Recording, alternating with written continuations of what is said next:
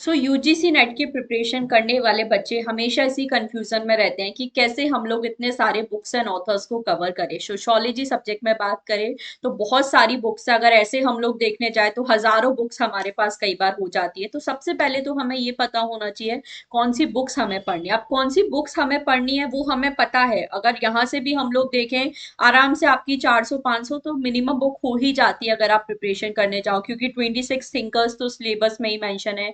इसके अलावा बहुत सारे एक्स्ट्रा थिंकर्स एंड और टॉपिक से रिलेटेड भी बुक्स यहाँ पे आ जाती हैं। तो हमें किस तरह से इन बुक्स को प्रिपेयर करना है, कैसे हम लोग याद कर सकते हैं इन सारी बुक्स एंड उनके ऑथर्स के नेम, सो दैट कंफ्यूजन यहाँ पे ना हो, एंड क्रोनोलॉजी जो हमें पूछी जाती है उसे किस तरह से प्रिपेयर करना है।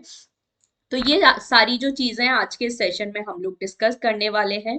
मैंने अपनी प्रिपरेशन के टाइम पे कैसे बुक्स को प्रिपेयर किया था वो मैं आपको यहाँ पे बताने वाली हूँ। एकदम प्रैक्टिकल सोल्यूशन है जिससे बिना किसी बर्डन के भी आप कितनी भी बुक्स को यहाँ पर याद कर सकते हैं। तो चलिए स्टार्ट करते हैं आज का सेशन, जहां पर हम लोग बात करेंगे कैसे इन सारी बुक्स को हमें कवर करना है। तो चैनल पे अगर आप फर्स्ट टाइम आए हैं तो सब्सक्राइब कर लीजिए। मेरा नाम है जूही जैन। आप सभी के लिए रेगुलरली सोशियोलॉजी सब्जेक्ट की मैं क्लासेस लेकर आती हूँ जेआरएफ अड्डा चैनल पर, यूजीसी नेट गुरुकुल चैनल पे, जहां पर हम लोग अच्छे से पूरी तैयारी करते हुए चल रहे हैं सोशियोलॉजी सब्जेक्ट की, एंड ऑल्सो पेपर 1 की भी यहाँ पर प्रिपरेशन करते हैं।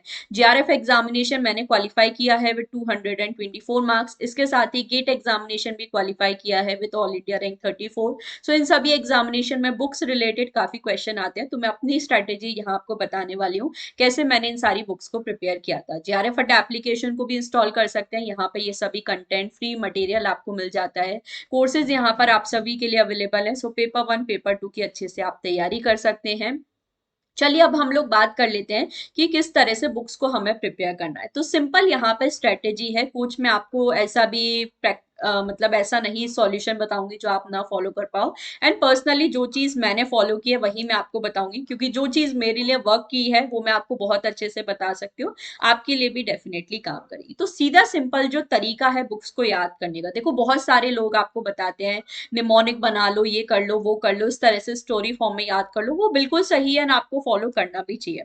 बट क्या आप 500 1000 बुक्स के लिए निमोनिक बना सकते हो? I don't think it's possible. तो एक जो प्रैक्टिकल सोल्यूशन मैंने अपनी प्रिपरेशन के टाइम पे फॉलो किया था, सबसे पहले देखो जो तरीका होता है हमारे डेस्टिनेशन तक पहुंचने का, अनऑर्गेनाइज रीडिंग से अगर हम लोग ऑर्गेनाइज्ड अपनी रीडिंग कर लेते हैं तो आप भी इजीली अपने डेस्टिनेशन तक पहुंच सकते हो।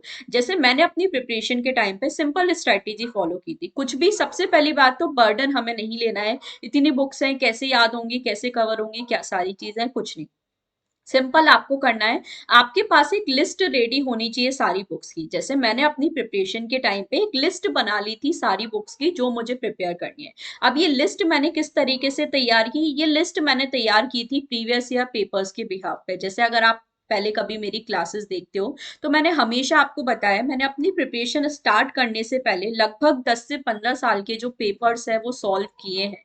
तो जब, और ये मैंने प्रिपरेशन स्टार्ट करने से पहले किया जहां पे मुझे उन क्वेश्चन का आंसर नहीं पता था, बट वो मैंने क्वेश्चन जरूर सॉल्व किए। तो जब मैंने ये 10-15 साल के पेपर सॉल्व किए तो यहाँ से मुझे जो बुक्स की लिस्ट है मिल गई। जब भी मैं कोई क्वेश्चन पेपर सॉल्व करती थी तो बुक्स का नेम यहाँ पे मैंने नोट डाउन कर लिया था, ठीक है। और मैंने सिलेबस देखने के बाद प्रीवियस ईयर पेपर सॉल्व किए थे, तो मुझे इतना आइडिया था कि कौन सी बुक किस टॉपिक से पूछी जा रही है। तो मैंने अपनी प्रिपरेशन के टाइम पे एक प्रॉपर लिस्ट यहाँ पे तैयार कर ली थी। जो यूनिट 1 के 26 थिंकर्स हैं उनकी सारी बुक्स की मैंने लिस्ट बना ली थी, तो लगभग 26 पेजेस वो यहाँ पे हो गए, जिसमें एक पेज में मैंने उनकी सारी बुक्स लिख ली। अराउंड 15-20 बुक्स ही होती हैं, इससे ज्यादा नहीं पढ़नी होती है।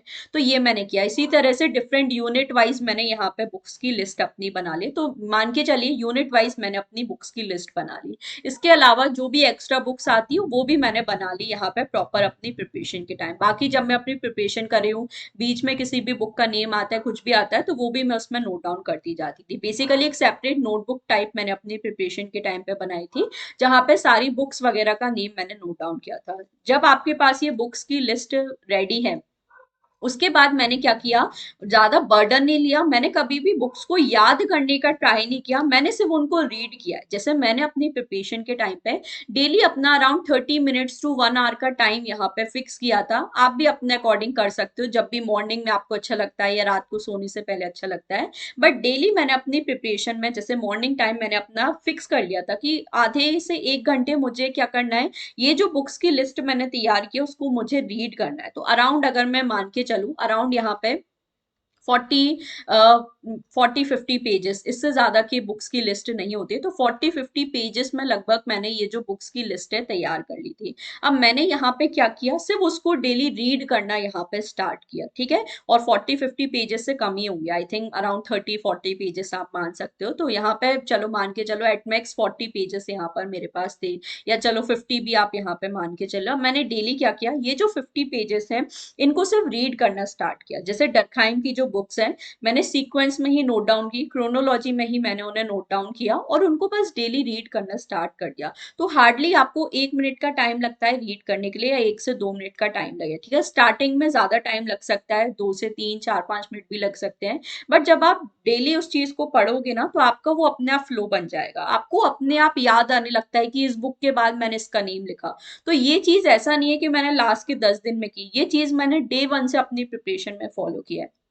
तो सिंपल जो मैं टेक्निक आपको बताना चाह रही हूँ बुक्स याद करने की वो ये है, एक लिस्ट अपनी तैयार करो सारी बुक्स की, जहां पे सारी बुक्स का नेम मेंशन है, टॉपिक वाइज यूनिट वाइज जैसा भी आपको लिखना है कर सकते हो। मैंने यूनिट वाइज यहाँ पर अपना किया था, बाकी एक मिससेलेनियस टॉपिक्स के अकॉर्डिंग भी बुक बना ली थी। तो अराउंड 40 50 पेजेस में सारे ये जो भी बुक्स वगैरह है उनको मैंने नोट डाउन कर लिया था। और यहाँ पर जैसे मैंने बताया फिर उसको बस डेली मुझे रीड करना है। तो जब आप डेली सेम चीज रीड करते हो, आज से भी अगर आप देखो ऑलमोस्ट अगस्त हाफ मंथ हमारे पास है, सितंबर अक्टूबर नवंबर, दिसंबर में हमारा एग्जामिनेशन होगा तो उसको मैं काउंट नहीं करूँ। आज से अगर देखें हम लोग तो लगभग 3 साढ़े 3 महीने आपके पास है। जब आप 3 साढ़े 3 महीने मतलब आज से अगर आप देखो अराउंड 100 डेज हम अगर ऑन एन एवरेज मान के चले, तो अगर 100 डेज आप लगातार सेम चीज को पढ़ोगे, सेम सीक्वेंस में अगर आप रीड करोगे ना, तो अपने आप वो चीजें आपके माइंड में रह जाती हैं। हम बहुत मतलब समझते नहीं है इस चीज को, बट हमारा माइंड बहुत पावरफुल है। तो जब आप डेली कोई चीज पढ़ोगे, डेली उसे रीड करोगे, यहाँ पर डेली आप उसी सीक्वेंस में चीजों को रीड करोगे, तो अपने आप वो सीक्वेंस भी आपको याद हो जाएगा और आपको ये भी याद हो जाएगा कौन सी थिंकर ने कौन सी बुक यहाँ पे दी है। तो जो बेस्ट तरीका है बुक्स का मेरे अकॉर्डिंग याद करने का वो यही है। बस प्रॉपर अपनी लिस्ट बनाइए, डेली उससे रीडिंग अपनी स्टार्ट करिए बुक्स की, और आप बिल्कुल अच्छे से प्रिपेयर कर सकते हो। और एक चीज जो मैं बोलूंगी, जो स्टूडेंट आज के टाइम पे बहुत मिस्टेक कर रहे हैं, क्योंकि इतने क्रोनोलॉजी वाले क्वेश्चन आ रहे हैं तो हम हमेशा वो क्रोनोलॉजी याद करने में लग जाते हैं।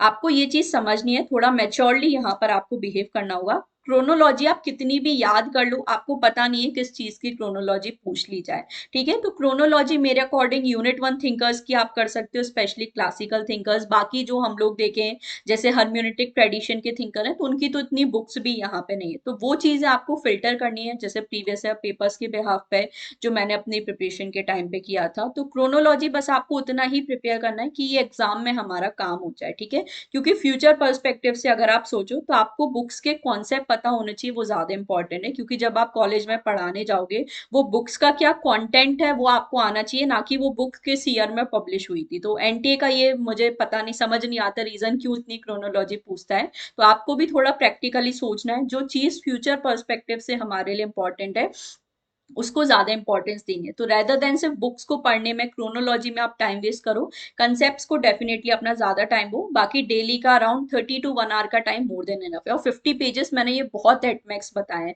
इससे डेफिनेटली कम पेजेस ही यहाँ पर आपके बनेंगे। तो उस अकॉर्डिंग आप अपने ये जो पेजेस हैं बस उनको डेली रीड करो और अच्छे से आप अपनी प्रिपरेशन कर सकते हो। यही चीज मैं अपने प्रीमियम बैच के स्टूडेंट्स को भी सजेस्ट करती हूँ। प्रीमियम बैच में आपको सबसे अच्छा बेनिफिट ये मिल जाता है, जो लिस्ट है वो मैंने आपको प्रिपेयर करके दिया है, क्योंकि मेरी प्रिपरेशन का बेनिफिट मेरे स्टूडेंट्स को मिलना चाहिए। सो मैंने अपने प्रिपरेशन के टाइम पे जो लिस्ट बनाई थी वो मैं अपने स्टूडेंट्स को ऑलरेडी शेयर कर देती हूँ। तो उनको मेहनत यहाँ पे कुछ भी नहीं करनी है कंटेंट ढूंढने में। मैंने अपने स्टूडेंट को सब बताया, पूरा 10 15 साल के प्रीवियस या पेपर्स मैंने उनके लिए फिल्टर किया और उनको सारी लिस्ट यहाँ पे प्रोवाइड किया। तो आज से अगर आप डेली भी पढ़ना चालू करते हो तो आपका एग्जाम टाइम तक डेफिनेटली ये चीज अच्छे से प्रिपेयर हो जाएगी। बाकी कुछ चीजों के लिए डेफिनेटली आप चाहो तो अपने अकॉर्डिंग निमोनिक बने वगैरह बना सकते हो, स्टोरी फॉर्म में याद कर सकते हो, वो बिल्कुल हेल्पफुल है। बट ये पर्सनल स्ट्रेटेजी है जिसने मुझे मेरी प्रिपरेशन के टाइम पे बुक्स को याद करने में काफी ज्यादा हेल्प किया था। तो सिंपल है, अपना प्रॉपर लिस्ट बनाइए और डेली उस लिस्ट को जब आप रीड करना चालू कर देते हो तो डेफिनेटली आप भी अपने मंजिल तक पहुंच सकते हो और जीआरएफ क्लियर करने का सपना आप अपना पूरा कर सकते हो। तो इसी तरह की इंपॉर्टेंट टिप्स के लिए और स्ट्रैटेजी के लिए आप यहाँ पे मेरी क्लासेस के साथ जुड़ सकते हो। जैसा मैंने बताया, मेरे प्रीमियम कोर्स के स्टूडेंट्स को ये जो सारी लिस्ट वगैरह है वो मैं ऑलरेडी प्रोवाइड कर देती हूँ, सो दैट इजीली आप अपने एग्जाम की प्रिपरेशन कर सके। सो अगर आप मेरे साथ प्रिपरेशन करना चाहते हैं, प्रीमियम बैचेस को ज्वाइन कर सकते हैं। मंडे से आपके लिए एक न्यू बैच स्टार्ट हो रहा है जिसमें यूनिट 2 में आपके लिए स्टार्ट करने वाली हूँ रिसर्च, तो आप बिल्कुल मेरे साथ ज्वाइन कर सकते हैं। यूनिट 2 रिसर्च के लिए आपकी पेपर 1 एंड पेपर 2 दोनों की अच्छे से प्रिपरेशन हो जाएगी। कोई भी आपको क्वेरी है कोर्सेज से रिलेटेड, क्लासेस से रिलेटेड, तो स्क्रीन पे आपको नंबर्स दिए गए उस पर आप कॉल कर सकते हैं, सारी इन्फॉर्मेशन आपको मिल जाएगी। बाकी ऑफलाइन अगर आप हमारी क्लासेस को ज्वाइन करना चाहते हैं, ऑफलाइन अगर आप जेआरएफ अड्डा के साथ प्रिपरेशन करना चाहते हैं, तो जयपुर सेंटर को आप ज्वाइन कर सकते हैं और अच्छे से आपकी प्रिपरेशन हो जाएगी। बाकी चैनल को सब्सक्राइब कर लीजिए, फॉलो कर लीजिए इसी तरह की इंपॉर्टेंट क्लासेस एंड टिप्स के लिए। अच्छे से यहाँ पर हम UGC NET, SET, assistant professor, GATE examination सबको यहाँ पर टारगेट करते हुए चल रहे हैं। So that's all for today. Don't forget to like and share the video. Tip कैसा लगा जरूर कॉमेंट सेक्शन में बताइएगा, और कोई भी आपका डाउट है प्रिपरेशन रिलेटेड, कोई स्ट्रेटेजी अगर आप चाहते हो तो वो भी आप मुझे कॉमेंट सेक्शन में बता सकते हो। मिलते हैं हमारे नेक्स्ट सेशन में। Thank you so much for watching.